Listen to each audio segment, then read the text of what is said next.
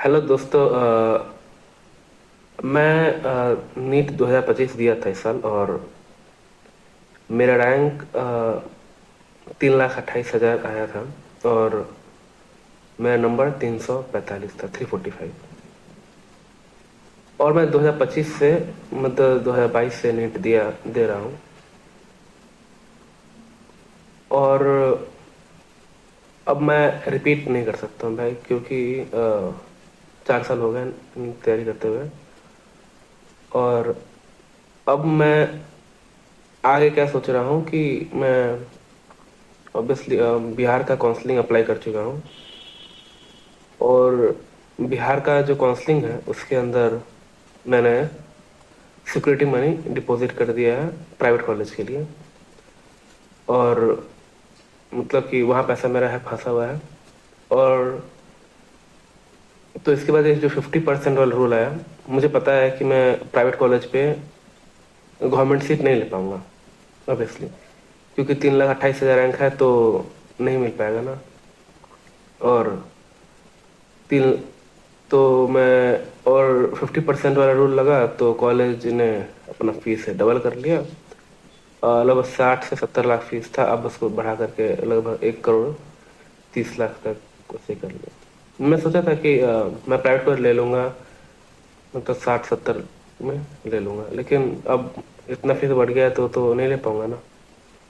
और इसके लिए मैं परसों मैं काठमांडू गया था, नेपाल। वहाँ पे मुझे 2 कॉलेज अच्छे लगे थे, काठमांडू मेडिकल कॉलेज और नेपाल मेडिकल कॉलेज। लेकिन उसका फीस भी 70 ही लाख था। और एक अजीब सी चीज़ हुई जब मैं नेपाल गया।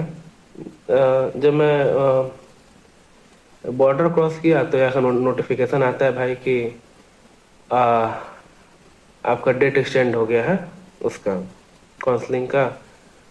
और एक कोर्ट में जा करके वो बैन लग गया है कि 50% नहीं लगेगा। अब भाई नेपाल में इंडिया का साइट चल ही नहीं रहा था। वहाँ पहली बार तो सिम काम नहीं करता है, जियो वाला। उसके बाद मैंने एयरसेल का रिचार्ज करा, एयरसेल सिम है वहाँ का, उसको मैंने लिया। और उसको मतलब वहाँ पे इंडिया वाला साइट, गवर्नमेंट साइट चल ही नहीं रहा था। अब गवर्नमेंट साइट नहीं चल रहा था तो मैं क्या ही करता। तो गवर्नमेंट साइट का नहीं चल रहा था तो मैं क्या किया कि कुछ नहीं कर पाया। यहाँ पे भाई को बोला, भाई मैं काउंसलिंग देखो कि कुछ चेंजेस आया है।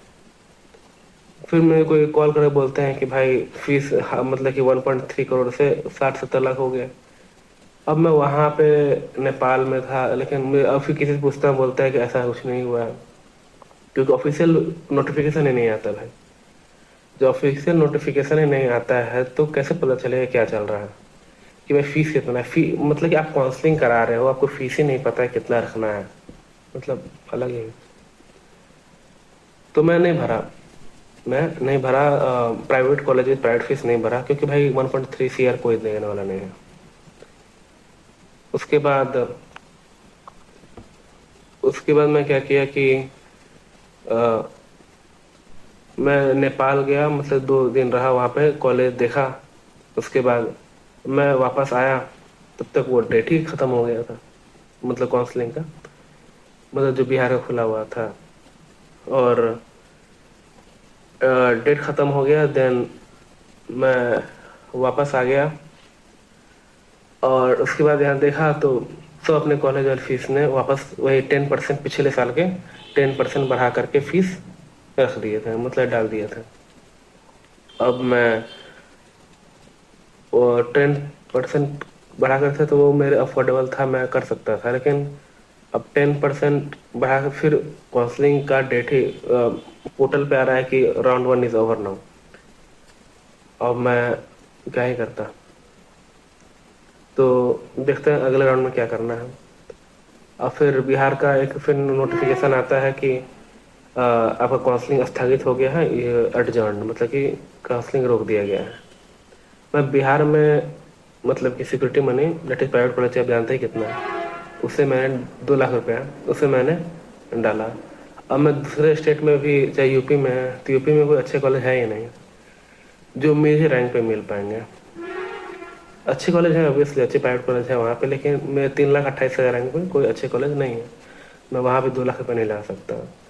अब नेपाल में भी 70 लाख का फीस है। अब मैं बिहार पे आया हूँ तो अब राउंड 1 ही ओवर हो गया।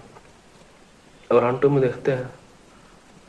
अब मैं ऑल इंडिया काउंसलिंग जा नहीं सकता हूँ, क्योंकि भाई मतलब हर जगह को 2 लाख रुपये लगाने पड़ेंगे। अब 2 लाख रुपये हर जगह कैसे लगाओगे यार? मतलब कोई ऐसा थोड़ी नहीं है कि भाई ऑल इंडिया में लगा रहे हो, यूपी में भी लगा रहे हो, नेपाल में मतलब कि बिहार में भी लगा रहे हो। फिर एक और ऑप्शन बचता है कि जॉर्जिया चल जाए। जॉर्जिया में 40 लाख का फीस है। अब जॉर्जिया मुझे लगा ठीक नहीं, क्योंकि भाई वहाँ पे प्लास्टिक मॉडल चलता है, और प्लास्टिक मॉडल चलता है, मुझे नहीं पसंद है। मतलब यार, मतलब कि मतलब मैं पूरा वीडियो देखा, कोई कॉलेजेस थे, मतलब कि मैं फ़ोन पे बात किया तो बोलते हैं कि क्रिश्चियन कॉलेज का प्लास्टिक मॉडल चलता है। मैं बुरा नहीं बोल रहा, लेकिन मुझे पसंद नहीं आया तो भाई नहीं आया ना। तो फाइनल में पता नहीं क्या समझ रहा हूँ। जॉर्जिया भी है, नेपाल भी है, और बिहार भी है। और बोला गया पासपोर्ट के लिए अप्लाई करने के लिए, तो मैं अप्लाई किया नहीं। अब हाँ, एक्चुअली फीस कम हो गया है तो मैं देखता हूँ बिहार, लेकिन ऑफिशियल वेबसाइट पे नहीं आया ना कुछ भी। भाई बिहार मतलब क्या ही कर रहा है, मुझे समझ में नहीं आ रहा। और नेपाल मतलब काठमांडू मेडिकल कॉलेज में देखा था कि इसका 33 फॉरेन सीट लेते हैं, वो भी फुल हो गया। तो मुझे समझ नहीं आ रहा भाई। फिलहाल तो मैं सोच रहा हूँ कि मैं बिहार पे ही रहता हूँ और कोई उपाय नहीं। आपको कुछ ऐसा लगे कि क्या करना चाहिए यार, बताइएगा, मैं ट्राई करूँगा काउंसलिंग में। बिहार काउंसलिंग पता नहीं कुछ अनऑर्गेनाइज मैनर में चल रहा है, मतलब क्या ही चल रहा है। डेट एक्सटेंड होने का अलग बात है, लेकिन आप फीस कोई क्लैरिफाई नहीं कर पा रहे यार, कैसे काम चलेगा? फीस एक होता है ना यार। ठीक है दोस्तों, यार बताइएगा आपको कैसा लगा, मतलब कि क्या करना चाहिए मुझे आगे। और